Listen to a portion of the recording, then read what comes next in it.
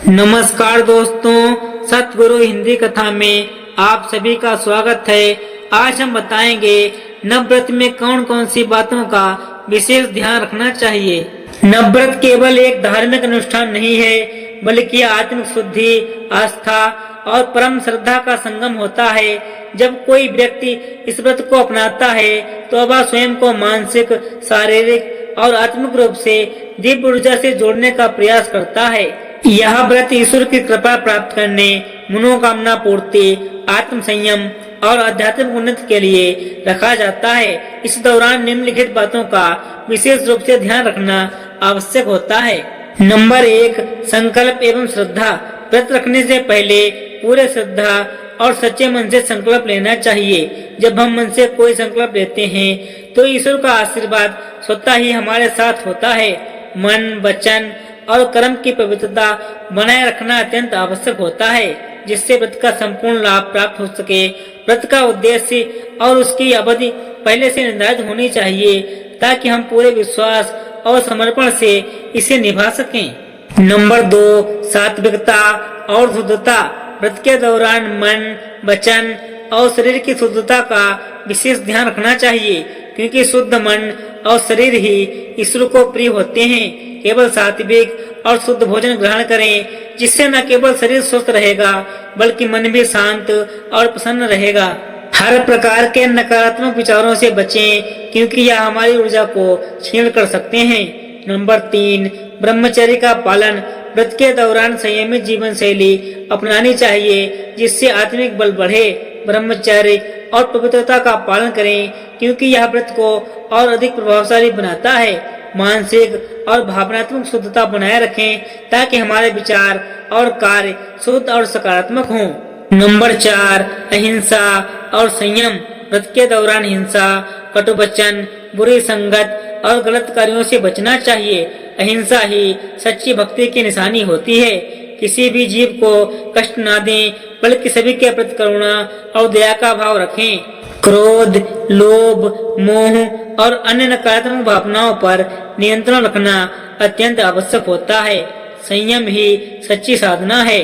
Number 5, पूजा पाठ और मंत्र जाप। व्रत के दौरान नियमित रूप से भगवान की पूजा करें, जिससे आत्मा को शांति और दिव्य आशीर्वाद प्राप्त हो। मंत्र जाप, ध्यान और भजन कीर्तन करें, जिससे मन और आत्मा को आध्यात्मिक शक्ति मिलती है। धार्मिक ग्रंथों का अध्ययन करें और प्रवचनों को सुनें, ताकि आत्मिक ज्ञान का विस्तार हो सके। नंबर 6, नियमबद्ध आहार। व्रत में उपवास के नियमों का पालन करें, क्योंकि यह शरीर और आत्मा दोनों के लिए शुद्धिकरण का कार्य करता है। फलाहार, दुग्धाहार या एक समय भोजन का नियम अपनाएं, जिससे शरीर को ऊर्जा मिले और मन शांत बना रहे।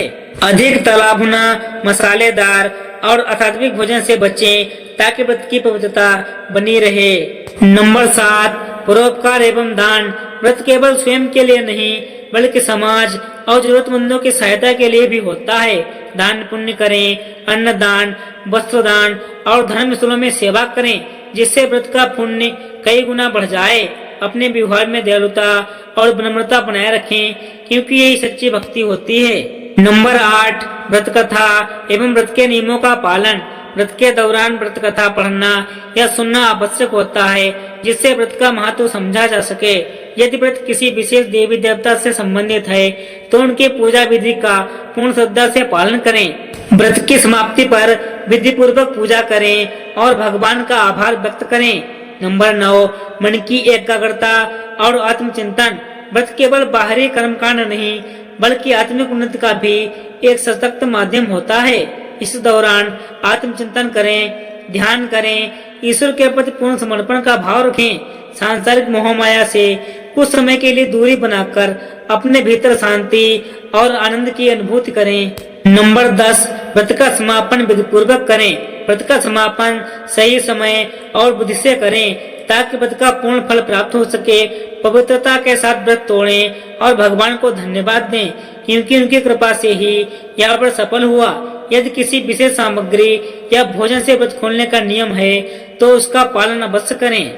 नवव्रत केवल एक धार्मिक परंपरा नहीं है, बल्कि यह आत्म संयम, शुद्धता और अनुशासन का प्रतीक भी है। जब हम श्रद्धा और नियमों के साथ व्रत करते हैं तो न केवल आध्यात्मिक उन्नति होती है बल्कि मानसिक और शारीरिक शुद्धि भी प्राप्त होती है। व्रत के दौरान हमें संयमित और सकारात्मक जीवन शैली अपनानी चाहिए जिससे व्रत का संपूर्ण फल प्राप्त हो सके और हमारा जीवन अधिक शांत, सुखद और ईश्वर के समीप हो। दोस्तों, अगर यह वीडियो आप लोगों को पसंद आया हो तो वीडियो को एक लाइक करके हमारे चैनल को सब्सक्राइब कर दें। जय माता दी दोस्तों।